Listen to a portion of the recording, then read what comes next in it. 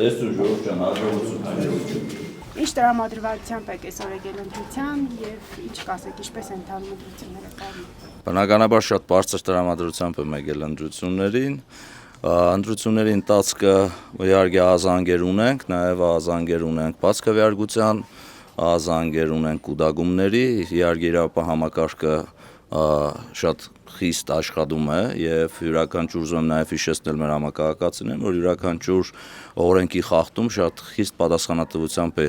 ենթարկվելու եւ նաեւ կան խոսակցություններ մարդկանց կողմից, որ քվեաթերթիկի համար առաջի քվեաթերթիկի դուրս բերելու խնդիրը կա, միանշանակ ուզում եմ հորդորել եւ մեր համակարգացիներին ասել, որ դա օրենքի խախտում է եւ իրավապահ համակարգը խստագույնս պատժելու են անձանց, որոնք ընտրական process-ները փորձում են խախտել եւ ընտրությունը տանել այլ ուղղությամբ։ Իսկ ընդհանուր առմամբ ընտրությունները բնականon հունով ընթանում են։ Պարոն Արուշանյան, անդիմախոսներն ասում են, որ իշխանությունը վարչական լծակներ է օգտագործում, ճնշումներ կան։ Բնականաբար ընդդիմությունը պետք է խոսի այդ մասին, որտեվ նախ ծեռագիրը ծանոթ է իրեն շատ լավ եւ հետագայում մեր արդյունքները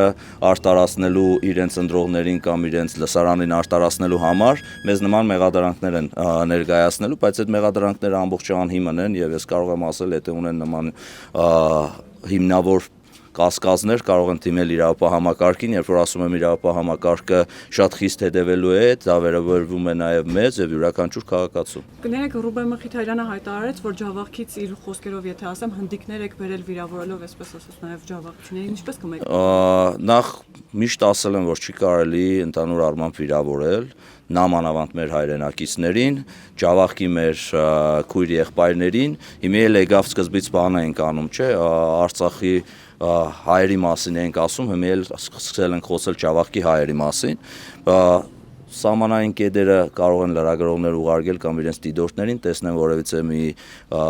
Ջավախքից հնդիկ գալիս է, դե չի գալիս, իմ կարծիքով պետք է կողմնորոշվեն աշխարհագրության մեջ, հասկանան Ջավախքում հնդիկներ են ապրում, թե հայեր են ապրում։ Իսկ որ ասցիք ահազանգեր եք լսել օրվա ընթացքում, դրանք ինչ ահազանգեր են եղել, որտեղից եք լսել եւ ինչ քայլեր եք կատարել։ Քաղաքացիների կողմից ահազանգեր տարբեր լինում են, թե կուտակումների մասով, թե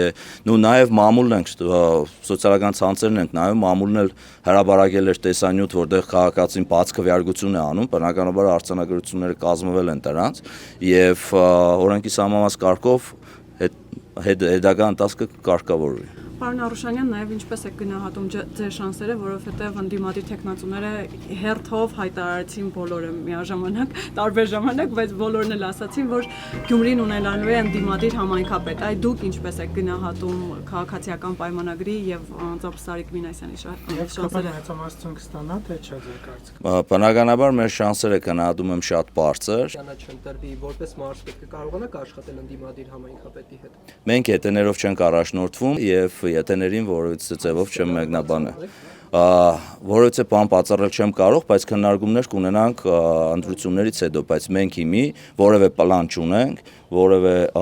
ենթադրություններով չենք առաջնորդվում, մեր նպատակը ընտրություններին հաղթելն է, Գյումրուն տալ քաղաքապետ, որը ել եմ կրկնում գիշեր ու զոր աշխատելու է Գյումրեցու կյանքի որակի փոփոխության ուղղությամբ։ Հանուն ինչի քվեարկեցիք։ Քվեարկեցի հանուն իմ երեխաների, քվեարկեցի հանուն յուրաքանչյուր գյումրեցու եւ քվեարկեցի տուն քաղաք Գյումրու համար։ Չմոռանաք հավանել տեսանյութը եւ բաժանորդագրվել Civic AM-ի YouTube-յան էջին։